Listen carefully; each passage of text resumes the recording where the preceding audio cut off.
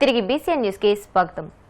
కూటమి ప్రభుత్వం చేతిలో రాష్ట్రంలోని యువత దారుణంగా మోసపోయిందని పశ్చిమ గోదావరి జిల్లా తాడేపల్లిగూడెం పట్టణంలోని రేణుకా ఫంక్షన్ హాల్లో జరిగిన వైసీపీ రౌండ్ టేబుల్ సమావేశంలో వైసీపీ నియోజకవర్గ కన్వీనర్ వడ్డీ రఘురాం ఆవేదన వ్యక్తం చేశారు. డీఎస్సీ అక్రమాలపై సీబీఐతో విచారణ జరిపించాలని డిమాండ్ చేశారు. మెరిట్ ను పక్కన పెట్టి స్పోర్ట్స్ కోటా ద్వారా ప్రభుత్వానికి కావలసిన వారికి ఉద్యోగాలు ఇచ్చారని ఆరోపించారు. తల్లికి వందనం పేరు మీద ప్రతి విద్యార్థికి 15,000 రూపాయలు అందిస్తామని నమ్మబలికిన ప్రభుత్వం అర్హులలో కోత వేసి వేల మందికి ఈ సాయం అందకుండా ఎగవేసిందని అన్నారు. కూటమి ప్రభుత్వం ఇచ్చిన హామీలను నెరవేర్చే వరకు ఈ ప్రభుత్వం మెడలు వంచడానికి వైసీపీ పోరాటాలను ఉధృతం చేస్తుందని అన్నారు. నీట్ అనే కార్యక్రమంలో అవకతవకలు జరిగినాయని కాక్రోచ్ అనే విద్యార్థులు ఇవాళ జంతర్ మంతర్ దగ్గర ఉద్యమం చేస్తే ఇవాళ రాష్ట్రంలో బలంగా ఉన్నటువంటి బీజేపీ ప్రభుత్వం బీటలు వారే పరిస్థితులు ఇవాళ స్టూడెంట్స్ యూనియన్ అనేది తీసుకొచ్చింది.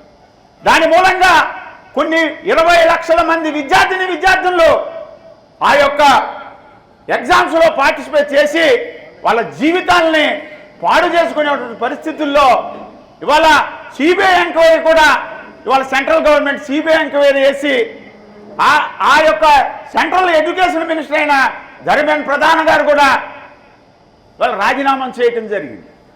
ఇవాళ వైఎస్ జగన్మోహన్ రెడ్డి గారు డిఎస్సిలో అవకతవకలు జరిగినాయని ప్రూఫ్లతో సహా ఈ రాష్ట్రానికి చూపించడం జరిగింది.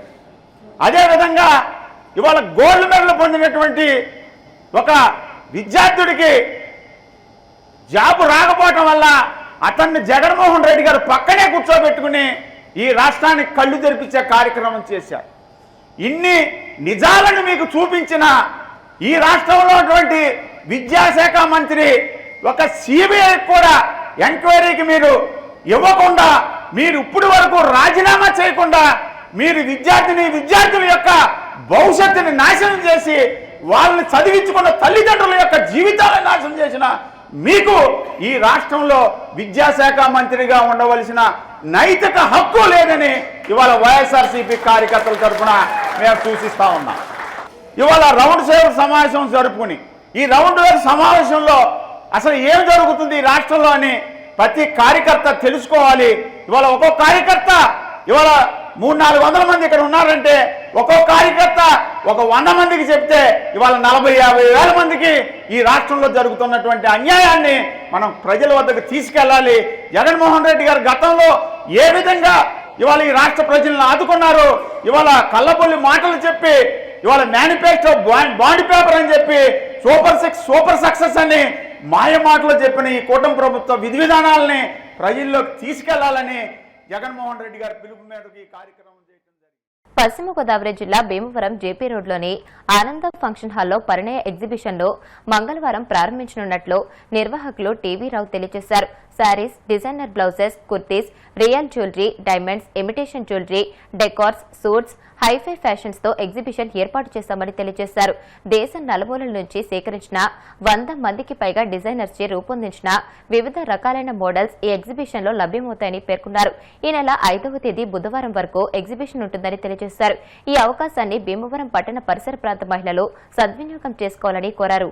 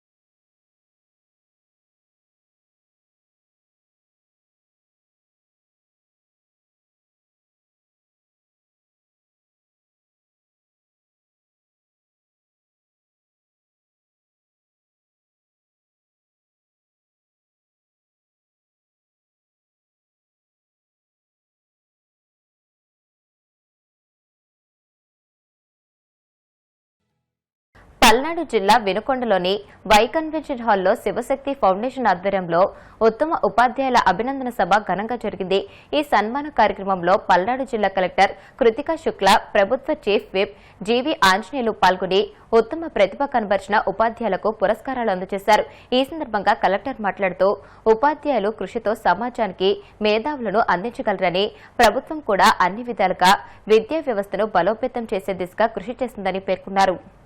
శివశక్తి ఫౌండేషన్ కి అభినందనలు తెలియజేస్తున్నాను.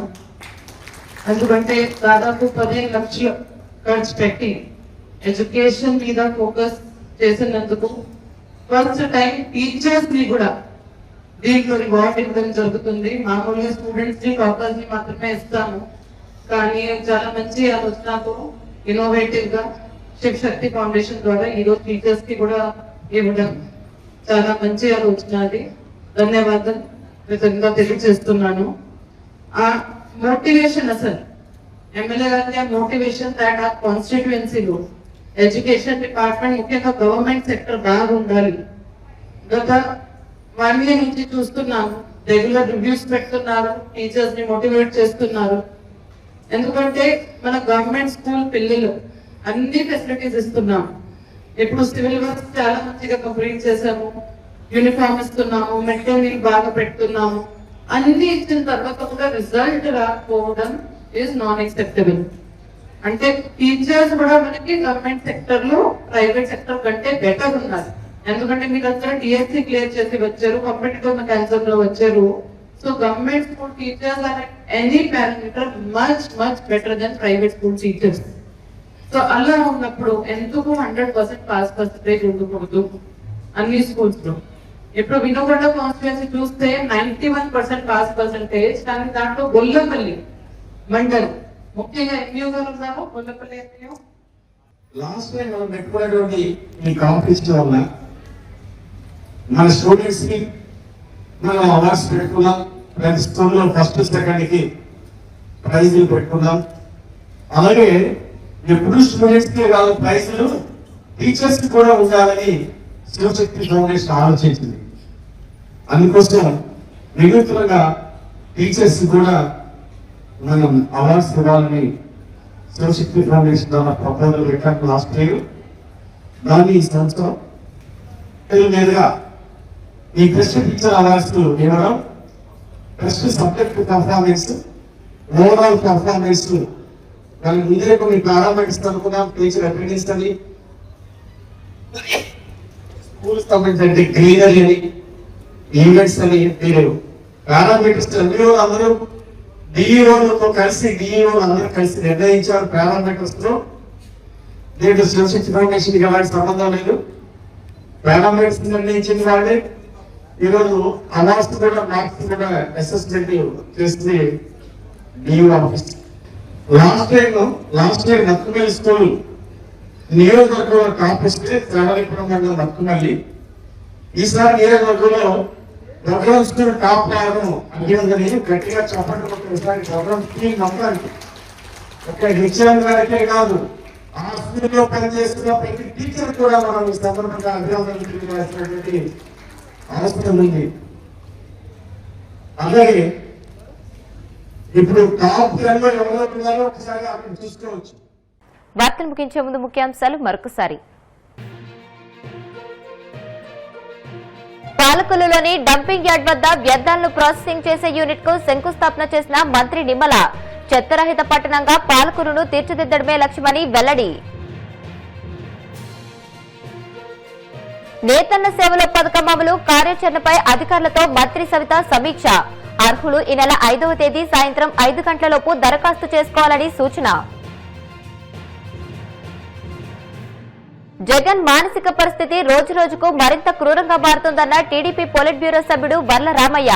విచక్షణ లేకుండా నేరస్తులకు కొమ్ము కాస్తున్నారని ధ్వజం. డిఎస్సీ స్కామ్ నుండి దృష్టి మళ్లించేందుకే చంద్రబాబు కుయుక్తులు పన్నుతున్నారన్న సుధాకర్ బాబు. అందులో భాగంగానే వైసీపీ నేతలు అక్రమ అరెస్టులు చేస్తున్నారని ధ్వజం. ఈ వార్తలు ఇంతటితో సమాప్తం. మరిన్ని వార్తల కోసం BCN digital YouTube channel, Facebook page ని ఫాలో అవ్వండి. అప్డేటెడ్ వార్తల కోసం ప్లీజ్ సబ్స్క్రైబ్.